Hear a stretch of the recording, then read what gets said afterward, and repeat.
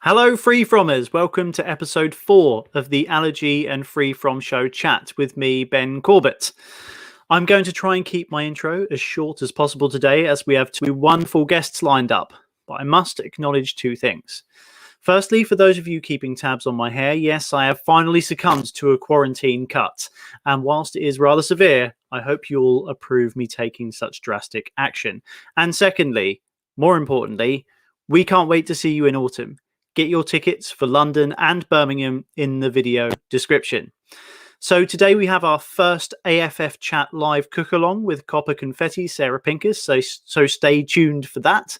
But first, coming into the virtual studio today, we have Emma Amoscato of Free From Farmhouse. Hello. Hey, how you doing? Good. How are you?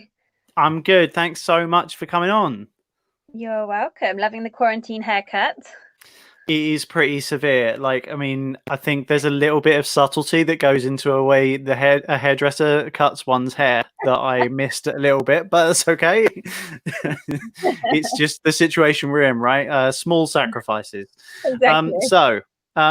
For people that don't know your work, do you want to tell us a little bit about who you are and what it is that you do? Sure. So I'm Emma Amoscato, and I've got 2 children with multiple food allergies and environmental allergies.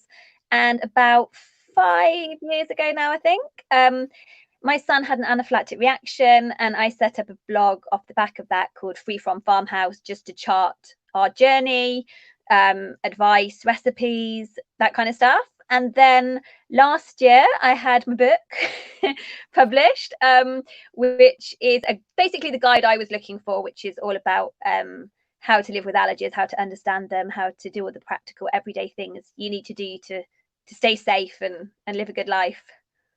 Okay, cool. Awesome. And how is let's get the lockdown bit out of the way. How is your lockdown looking personally? Like, how has it affected your life? I mean, you guys live out in the country, right? Yeah, we're doing well. We're incredibly grateful. Yeah, we live right out in the country, so we're surrounded by fields and open areas. So yeah, I feel so lucky for where we are.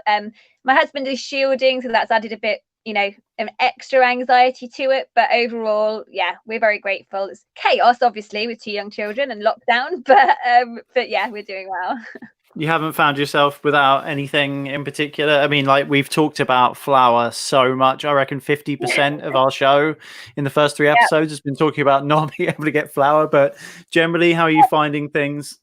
We initially struggled to get flour. We don't need gluten-free flour. We just struggled to get normal flour initially, but we did. We struggled to get a few things like the dairy-free milk that the kids have to start with. That was tricky. And then when we could get them, you're only allowed to buy a couple at a time, which, doesn't help when they guzzle them down. But now everything seems to have settled, and yeah, most things seem available now. Have you found, because obviously you're quite engaged with the community, have you found people asking things that they're not normally, or has it been sort of a similar things that people have been reaching out to you for at the moment?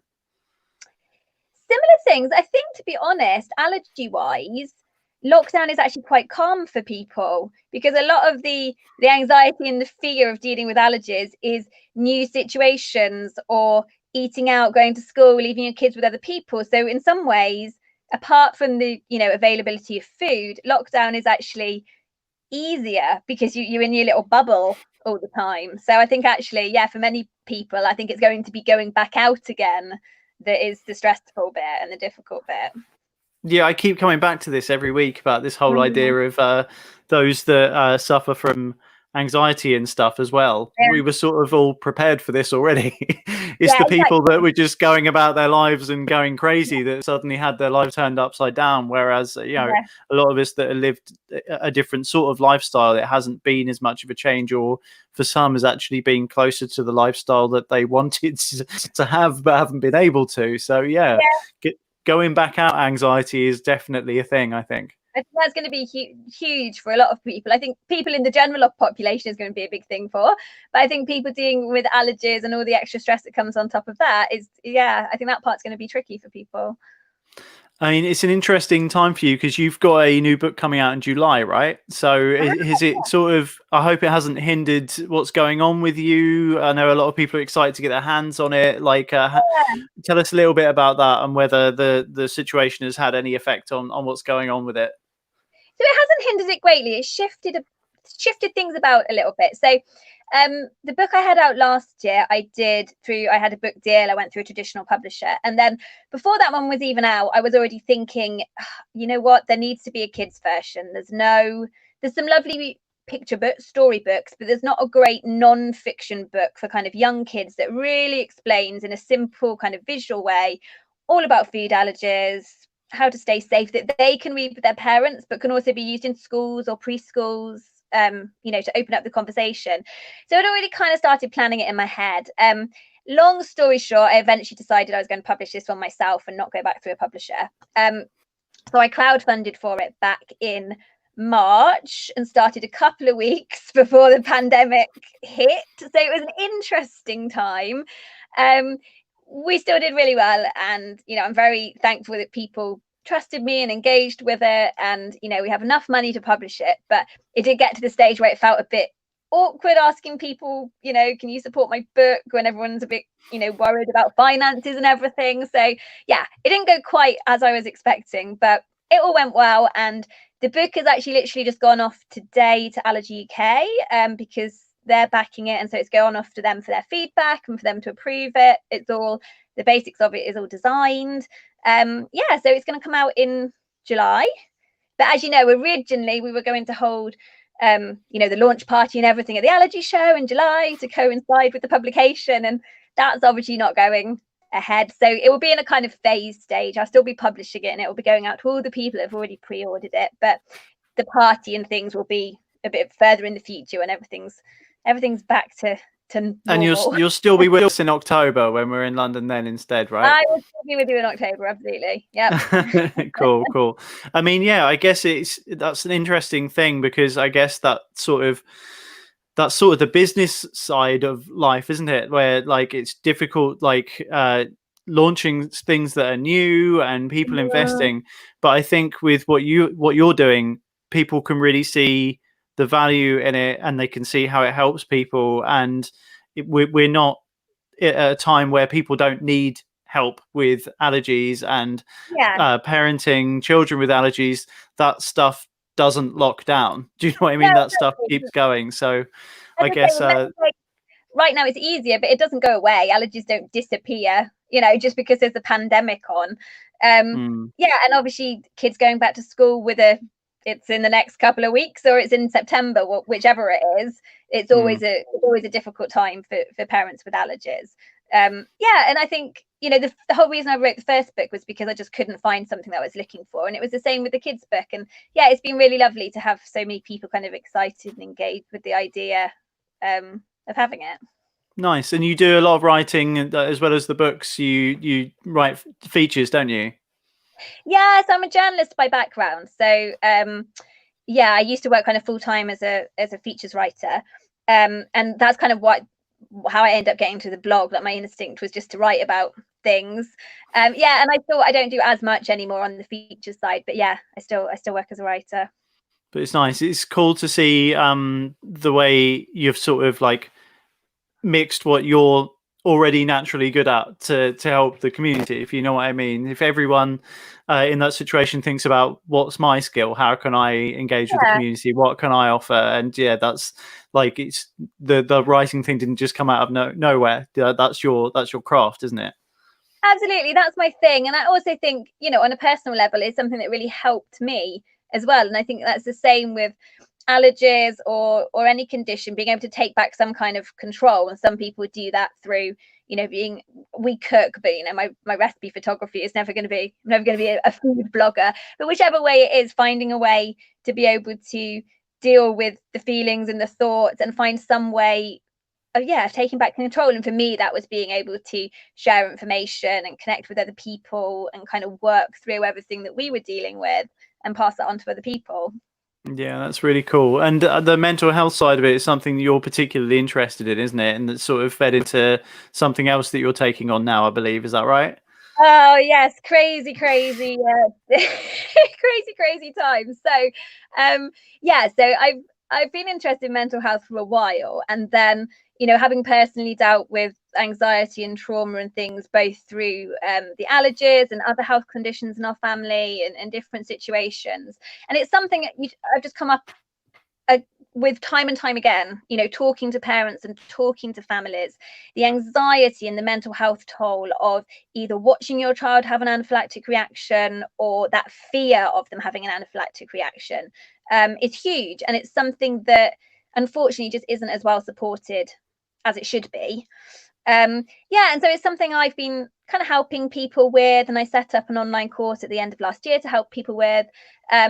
Yes, and then the short version is I decided to plunge headfirst in, and last week, I started a master's in the psychology and neuroscience of mental health, which is Nice. just as intimidating as it sounds.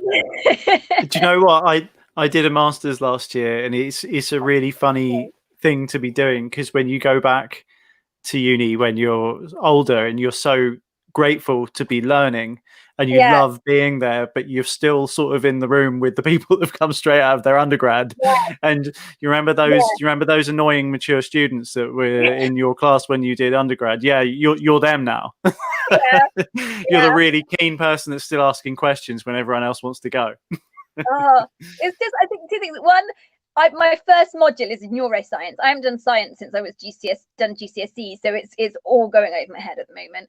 And the second point is just getting back in. I'm a writer, but getting back into that academic style of writing and explaining things, which is what I've been trying to move away from when writing for the blog and for the book. So yeah, it's interesting. I mean, I'm incredibly lucky, and I'm really excited, as you say, to learn and to really delve into it. But yeah, it's a bit overwhelming right now. Yeah, it's nice, but it's a real privilege learning, isn't it? It's something Absolutely, that yeah. if you're lucky enough to be able to go back and do something like that, and then be able to use what you're learning with the platforms that you have, I think that's can only be a really, really positive thing.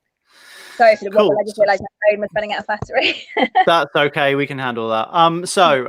I've got a few questions from people, but I'm actually going to. Usually, I save the question from the question train until last, but I'm actually going to start with that in this case because it's quite a Okay. nice way to kick them off, because it's quite a general sort of question. Mm. So, Becky said to ask you, what's the one piece of advice you would give to a new allergy mum or dad?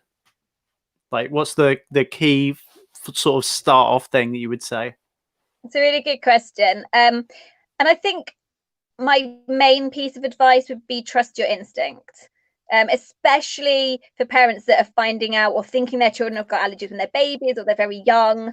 Unfortunately, so many people go through the same thing we did. When it's difficult to get a diagnosis, you're getting bad advice, you're getting health visitors or GPs saying one thing, different things on the internet. If there's something wrong with your baby or your child, you still obviously need that expert opinion, and you need to get to that allergy clinic. But keep pushing, keep asking the right questions, keep moving forward, and look at trusted sources. I'd say there's a lot of information on the internet. Go to Allergy UK or Anaphylaxis Campaign, and find the right information. But just trust yourself. You're doing a great job. And everything that's happened is not your fault, and it will get easier. That was Okay, more nice. than one. That's lovely. Wasn't it? No, that's nice though, isn't it? Like, it's just about giving people confidence to trust themselves and Yeah. that sort of thing. It's a nice sentiment, definitely. Mm. One's that's come in that's sort of from the other side of what you do, because you do a lot of stuff on sort of travel and allergies and stuff like that. And someone said, how do you deal with sort of airlines? Are there any particular airlines that you recommend going with? I know that's not something we're going to be doing for a while, but Yeah. is there a particular one that just are really good for people with allergies and tend to look after you better? Yeah, I think it's always a stressful situation, and people are always worried about flying, when they've got allergies. The short version is there isn't really one amazing airline to go with. There's some that are better than others. EasyJet, for example, is generally very well well thought of. Wizz Air is very good, but it's very inconsistent, and unfortunately, because there's nothing legally binding in how they deal with things, you know, they might have a certain policy on their site, but then it depends on the staff you got on the day. I would say do have a look at their policies online, because some do state we will serve nuts or we won't make an announcement. And so at that point, you know, you can move away from those ones. The ones that are more engaging and offering to be more helpful, you've got a better chance with. What I would say is it's not all about that. So don't get too stressed about the announcements or not. Yes, absolutely. It's lovely and it's reassuring for them to make an announcement for people not to eat nuts or that they won't serve nuts, but they can't absolutely control what everybody's doing. You know, there's plenty of precautions you can take yourself to make things safer. Things like trying to take an early flight when the plane will have been cleaned overnight. It's quite a good one. Always taking your own food and never relying on airline food. Always wiping down your seat and your armrests and your area. Obviously, always having your medication with you. So there's plenty of things you can do to make yourself safer on the plane. And obviously, yes, if you can then have an announcement on top of that, brilliant. Okay, cool. I got an interesting one that's come in here. What of all the things that you've done, what are you most proud of? Oh, that's a nice one. I think it's got to be the book, the Living with Allergies book that came out last year, just because it was something that I knew was needed. It was something that I had needed. And I'd had so many conversations with other people who had been in the same situation. And yeah, I've had so much amazing feedback, you know, to get Allergy UK to back it was brilliant. Dr. Adam Fox has backed it. And just to hear from parents, the messages I get from not just parents, but mainly parents saying how much it's helped them or made them feel empowered. Yeah, is brilliant. That makes me really proud. Okay, cool. So a couple of things to round off that we have as a running thing. So I have been creating my ultimate free from or allergy like set of meals for the day. So Sarah Howells, she chose my breakfast and she went with a fry up. She's going to get a mention for that every week. Then we had Becky supplied my lunch last week, where she said like a classic sort of. She told me the best free from bread to get and like a nice sort of cheese board and stuff. So it's going to be down to you to choose what is the ultimate free from dinner for me to complete the set. I don't know if this answer is going to count, but what comes to mind. What we often have as a treat for dinner on a Friday, we either have pizza, we make homemade pizza dough and we have pizza, or we have pancakes and bacon, which I know is technically a breakfast, but you know, it's lockdown and I feel like anything can apply at any time, really. Absolutely right. And you know, because my husband's American, we have it with bacon, so you know, that's kind of like dinner. So yeah, okay. It's a slightly out there answer, but I'm going to go American pancakes and bacon. Go on. Done. Absolutely. It's this has turned into, if you each of the individual meals is really, really nice, but if you look at it as a day's worth of food, it would be the weirdest day of my life. But that's fine. That's okay. It's up to you guys. If you want a healthier option, I go because that's a very allergy friendly, much healthier, an easy option. So it's up to you if you want it to be healthy or if you want to start and finish the day with bacon. It's, you know, your choice. I would say let's not go healthy. So so we've got Rosie Brandreth-Poynter on next week from Bake Off, and we're keeping this question train going. So do you have a question that you would like me to ask Rosie next week? I would say, what are her best allergy friendly hacks for cooking in the kitchen and substituting foods? Okay, cool. All right, perfect. I will ask her. Right, I think that brings us to the end of our chat. Where can people find out about what you're doing and what have you got coming up? Let's just sort of round off like that. Yeah, so they can find my blog, which is Free From Farmhouse, and they can find me on Facebook the same. If they want to buy the book, Living with Allergies, they can find that on Amazon, and on Instagram, I'm Emma Amoscato. So soon I'll be giving all the information about the new kids book and sharing that as well. Brilliant. Well, thank you so much. We're going to say bye to you now, Emma. Thanks for coming on, and let's do this again when your book is out, yeah? Absolutely. Yeah. Take care, Awesome. Ben. Thank you. Bye-bye. Okay, so now we are going to cross over to Sarah all the way up in Scotland. There she is. Hello. Hey, how you doing? Yeah, I'm good. Thank you. How are you? I'm good. We're all excited for this cook along. So what are you going to be cooking for us today? So today I'm going to be making gluten-free and low FODMAP veggie quesadillas. Nice. And we've got the ingredients just flashed up there if anyone wants to note them down before we get started. Or make a mad dash and go and grab them and they can cook along just now. Absolutely right. Cool. Well, I'm going to put you onto solo mode. Okay. So people can see what you're doing and let you crack on. Right, go for it. Thank you. Okay, so it's veggie quesadillas today. This is probably one of my favorite recipes because it's so simple, so quick, and you can kind of adapt it depending on what you've got in the fridge or what you fancy. So first of all, we'll get our veg. So for this one, I'm going for red pepper. We've got some carrot and some spring onion. Now, because it's low FODMAP, we've just gone for the green parts of the spring onion, but you could use regular onion or the rest of the onion if you're not on a low FODMAP diet. So all we want to do is chop everything up quite finely, mainly just because it's quickest to cook if you do it that way. I've prepared some of this earlier, so I've not got too much to chop just now. And basically, the whole kind of low FODMAP bit, I would say that's kind of how my blog started, just to get a bit of a backstory. I was diagnosed with IBS about 8 years ago, and about 4 or 5 years ago, I was recommended to try the low FODMAP diet. But at the time, there was very little information out there, all a bit contradictory. So I really struggled with it. So I kind of set up my blog to try and kind of help people that were in the same situation and try and kind of figure out what I was doing with it, come up with some recipes other people could use, that kind of thing. Okay, so once we've got all of them chopped up, you want to get a pan on.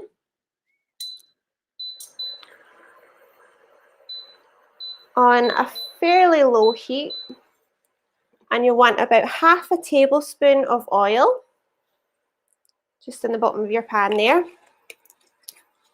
Let that heat up.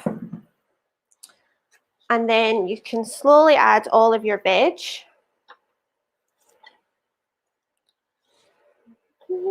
And again, you can use whatever veg you fancy. These are just veg that I picked because they are low FODMAP, but you could go with whatever you wanted. You can make it a breakfast quesadilla and add some scrambled egg and bacon. You could do it just with vegan stuff. You could do silken tofu and make it that kind of scrambled egg. So once you've got as many veg in there as you want, put a bit more onion in. You just want to cook that so that it starts to kind of soften. Like that. And then to that, we're going to add a few different spices. So first of all, we've got about half a teaspoon of smoked paprika.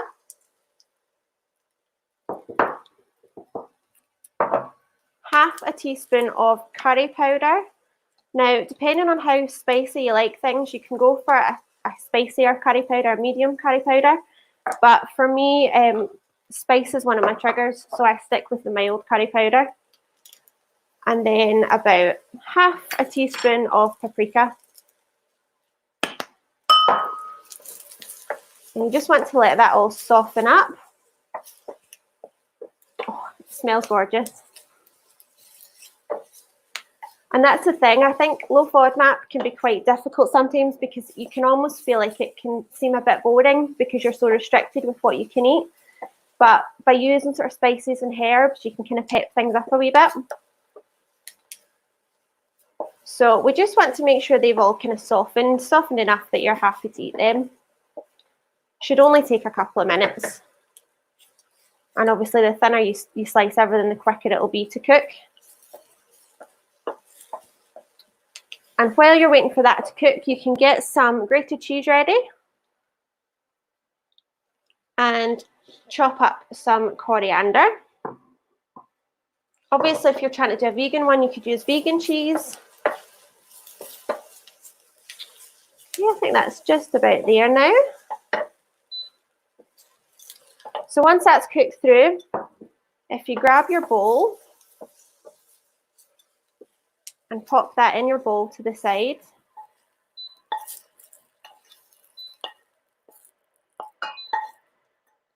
There you go. And then we can give the pan a quick wipe out just to get rid of any of the excess oil. There we go. And then if you grab your first gluten-free wrap and pop it down on the bottom of your pan, and then you want to spoon back your veg on top of that. And hopefully I've done enough to cover it. So you basically just want a thin coating of the veg on top of the wrap.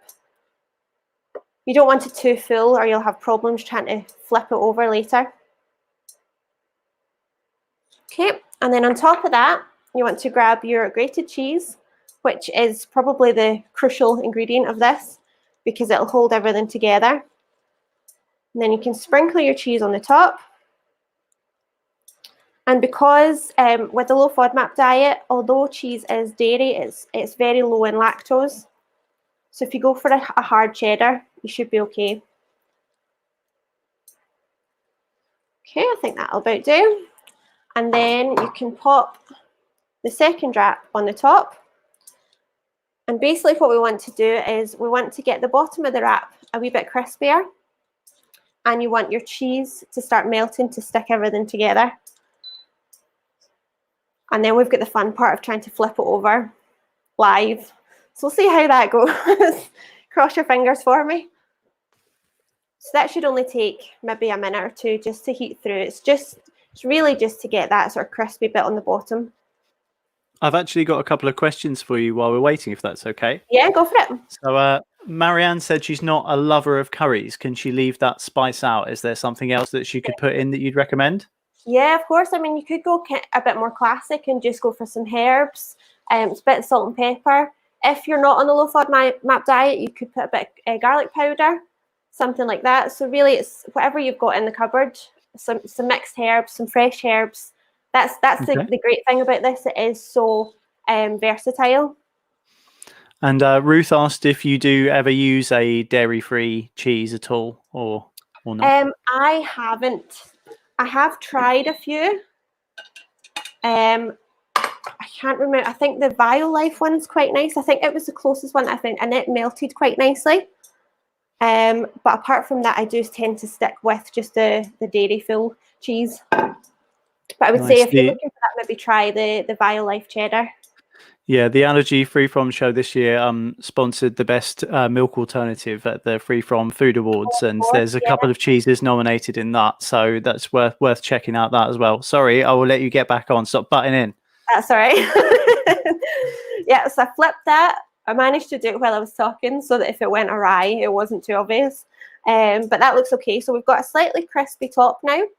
We've just flipped it so that it's cooking from the other side now, and that'll help to melt the cheese as well because the cheese is obviously closer to the heat. So you just want to give that another minute or so. And once that's ready, we'll chop it up, sort of portion it up, and then you can serve it with really whatever you fancy.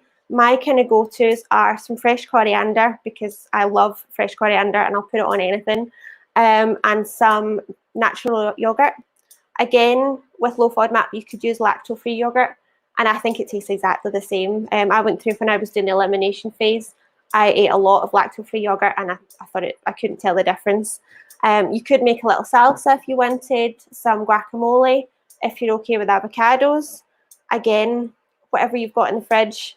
Obviously, at the moment, it's important that we kind of use up what we can get and what we've got there, that we're not trying to find peculiar ingredients. So that's why I think this is a good one, because you can kind of adapt it to what you've got. So I'm just going to have a peek. Yep, it looks like the cheese is melting quite nicely there. So I'll turn this off. And then we just want to pull it out. Just want to watch your fingers because it's still going to be quite hot. So you can see it's melted together there. And you just want to quarter it up.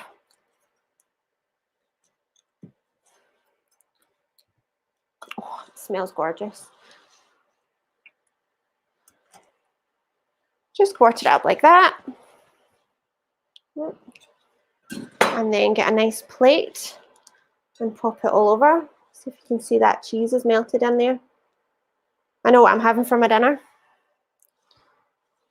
There we go. Pop them on like that.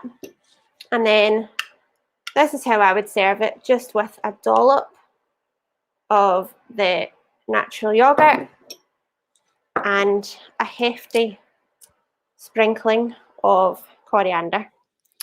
And that's you. You've got your very quick veggie quesadillas, which are gluten-free and low FODMAP. Mate, that looks so good. Thank you so much. I'm going to pop the ingredients back up so people that want to do it at home can get them noted down. And but that was wonderful. Really, when that knife was so big, I was freaking out slightly when you were using it. But you were so brilliantly professional that I didn't need to freak out at all, clearly. Yeah, it was more the flipping. I thought something's going to go horribly wrong with that. Not only did you flip well, but you did it while I was badgering on at you. So that's brilliant.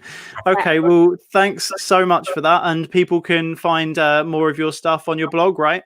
Yep, it's CopperConfetti.com, and all my handles are at CopperConfetti. And this recipe is on the blog. So if you've missed any of the quantities or anything, it's all there. Cool. Brilliant. Okay, right. Well, that's all from us, suffice to say. Thanks for tuning in this week. Obviously, thanks to Emma and Sarah for being a brilliant pair of guests. And I just want to remind you all to tune in next Friday at 3:30 when I'll be interviewing none other than Bake Off star Rosie Brandreth-Poynter. I'm mega excited for that one. I hope you guys are too. In the meantime, if you have any news, stories, tips, or questions for future guests, you can email them to us using the address info@f2fevents.co.uk. We can't wait to see you guys in autumn. Get your tickets for London and Birmingham in the video description. But until next week, stay home and stay safe, free-fromers. Cheers, guys. Bye. Bye-bye.